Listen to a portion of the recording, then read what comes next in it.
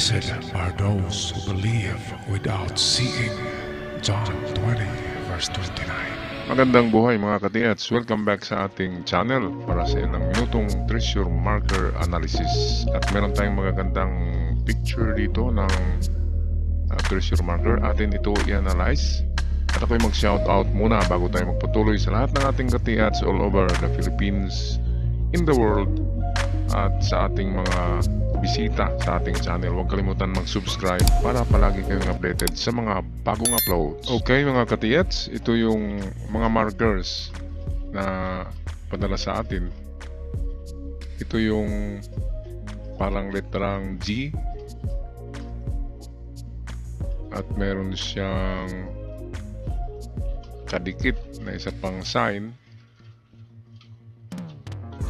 Itong sa baba ay parang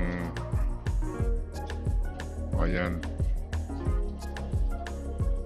para siyang C na nakatihaya at ang plus for Ju, kanji sign. Ito ay code dito. Ito ay kanji. So pwedeng dalawahan ang kahulugan yan. Atin balikan mamaya. Punta muna tayo dito. Ito yung check. Ang check ay treasure under yan. And then supported by a teardrop. Teardrop yung luha. Patak ng tubig. Ganyan. So patak ng tubig. Kapag papatak ang tubig ay ganyan yan. Pababa ang direksyon niya. Okay, so pababa yan. Ngayon, itong dito hindi natin alam kung man-made yan line kasi naputol ang picture. Pwedeng pointer din yan papunta roon, pero naputol kasi hindi tayo tiyak dyan. At meron pa dito, ito pwedeng dyan yan. Okay, atin yan balikan mamaya. Punta tayo sa pangatlo. Itong pangatlo naman ay kakaiba ng mga butas kasi slanting na kaganyan yan, no? Slanting yan. Ito.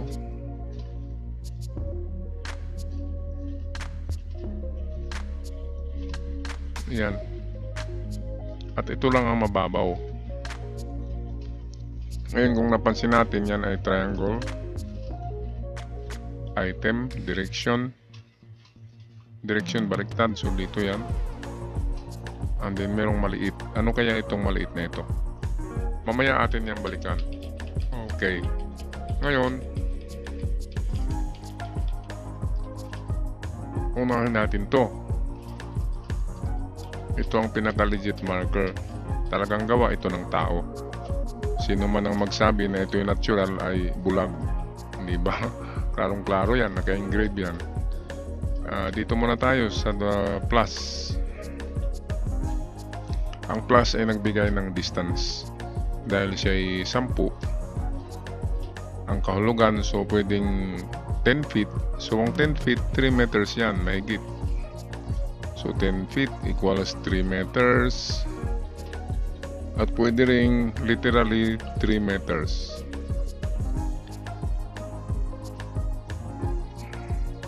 I make that literally 10 eh. So 10 meters. Okay, so merong dalawang distansya na i-check natin na mag-test dig tayo. Okay, ito naman, ito yung nag-symbolize ito na merong ginto sa lugar na ito. Ang sabi dito ay nasa baba ng bato. Ito ay sea, ito ay rock. Ang guhit nagsasabi na nasa baba ng bato. Sa aling kayang bato? So palagay ko wala dito. Hindi dito ang bato. Hindi ito na bato ang merong under treasure kasi nagbigay siya dito ng 10. So nasa unahan ito. Ngayon, hanapin yung mga katits ang bato na malaki na 10 metro galing dito. Kung dito man sa kabila meron, yun na bato ang hanapin. distansya niya ay 10 meters. Pwede ring 10 dipa. So ang 10 dipa, mga nasa almost 20 meters yan. Kasi meron silang measurement na Seiko, mas mataas yun, mas mahaba yung kaysa meters. Kaya yan. Pwedeng aabot kayo sa 10 to 15 meters ang search ng malaking bato at doon magukay under sa malaking bato. So pwede rin dito kayo pupunta sa harapan kasi nakaharap yan. Ang tanging gawin, hanapin lamang ang malaking bato. Kung hindi man malaking bato, malapad na bato na may kalakihan. Yung hindi pwede buhatin ng dalawang tao. Medyo malaki na bato na mabigat.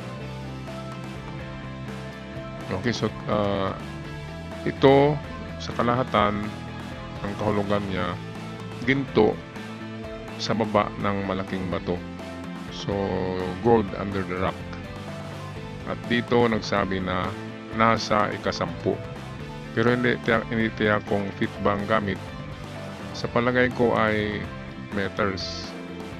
O di kaya yung kanilang native measurement sa Japan na Seiko, more than 1 meter. Isang dipa yata ang Seiko. Meron din silang measurement na 1 pole. Ang 1 pole is 5 meters. So kung 5 poles yan,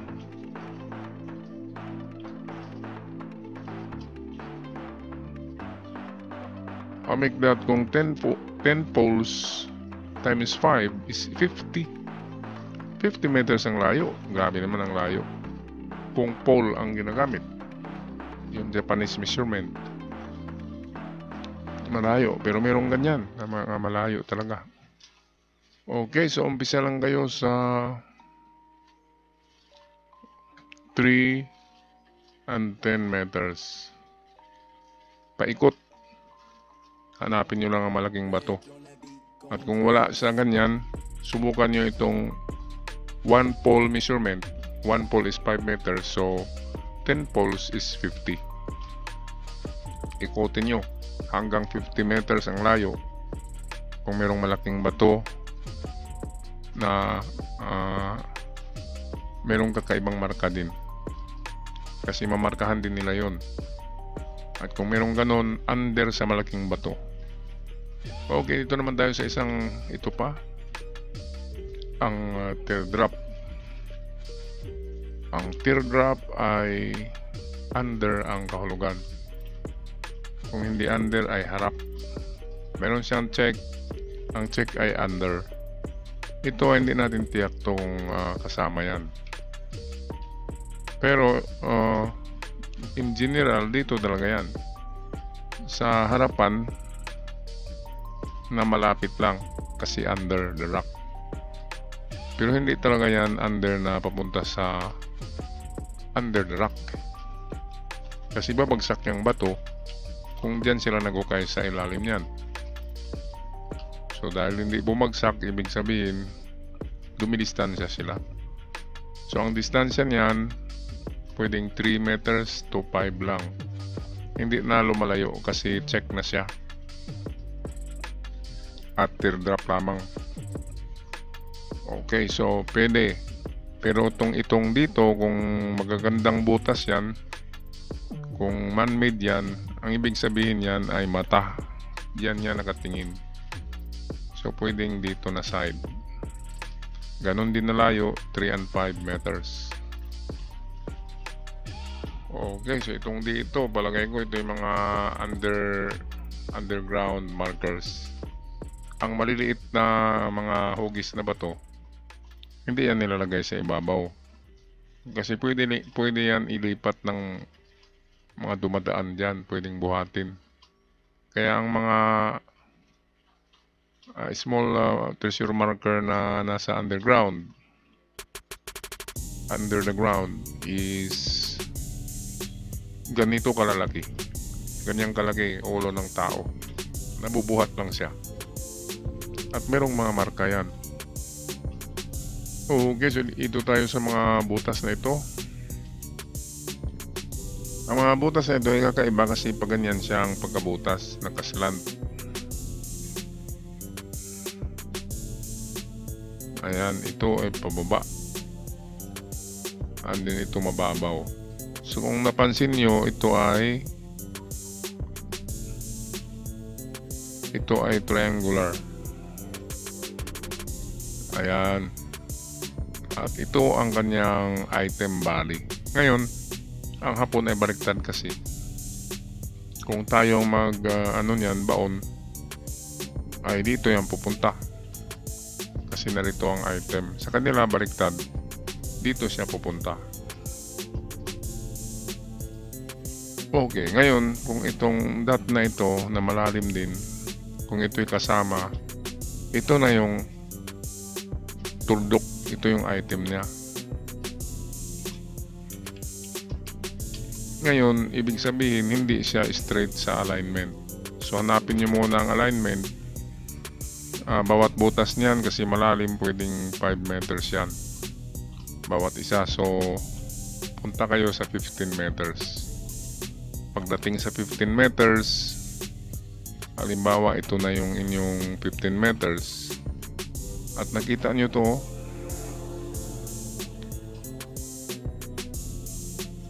yan, ito naman ang problema. Paano hanapin yan ang distansya niyan? Okay, so ngayon kung 15 meters ang layo nito, kunin nyo rin ang haba nito at itry nyo dito kung pareho ang haba niyan.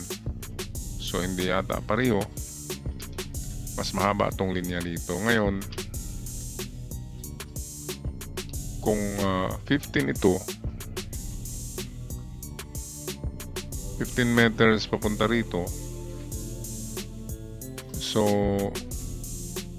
dito ay mag-try din kayo ng papunta kasi siya dito. So kung ito na yung dulo, ayan, sa actual ay narito na. So dito ang hukay na side, hindi dito sa straight. Halimbawa ito na yung straight niya, so wag dito. Ito lang ang kanyang stop point. Dito titigil dito, pero ito nagaganyan siya. So gaganyan din tayo. Ngayon, ang maganda dyan, sukatin nyo by inch itong distansya nito, ito.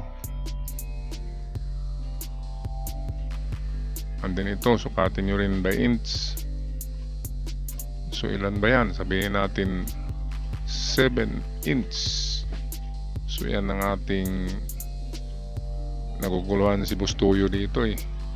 Kasi sabi nung pumunta sa kanya, 1 inch is 1 meter. Sabi ni Bustoyo, hindi, 3 feet ay 1 meter. Sabi naman ng treasure hunter, hindi, sa ano yung conversion lang yun sa treasure hunting. So ganon, magulo talaga ito. So 7 inch equal 7 meters. Kaya ito ang sukat natin dito, 7 meters yan, galing dito sa alignment. Ito 7 meters papunta rito. Pero tandaan nyo ang angle dito, hindi siya 90 degrees, na rito lang yung 90. So more than 100 yata. So papunta siya ng medyo ito kasi ang 90 degrees. So plus ito 10, so nasa 100 degrees. 100 degrees siya papunta rito. So try nyo lang yan kung gusto nyong maghukay, pero try nyo rin paghukay itong diretso. At kung wala dyan, bago kayo pumunta sa 7 meters, which is narito ang item. Medyo napaka-advance, no? Napakagulo. Ma-advance, masyadong advance na mga disenyo yan ng tunnel, kasi dapat itong item dapat straight lang yan dito eh. Ngayon kasi nilagyan ng maliit na malalim. Kaya anong ibig sabihin yan? So ibig sabihin yan, item din ito. Pwedeng small deposit at ito yung big. Ito yung big, ito. So pwedeng matagpuan yan dito, ito. Sa layo na 5 to 15 meters. Ibig sabihin, meron ding test dig dito sa 5. At ito ang 15. So ang hinahanap dyan ay ito na item, ito. Yan. Ngunit, merong maliit dito. Kaya tayo nagkaroon ng ganito. Test dig din dito. 7 meters, dito yung kinuha. By inch. 7 inch equals 7 meters. Okay, so yan ang aking partial analysis sa inyong treasure markers mga katiyats. Ako'y magpaalam na, maraming salamat. At huwag kalimutan mag-subscribe sa bago pa lamang sa channel. Hanggang sa muli, see you on our next video.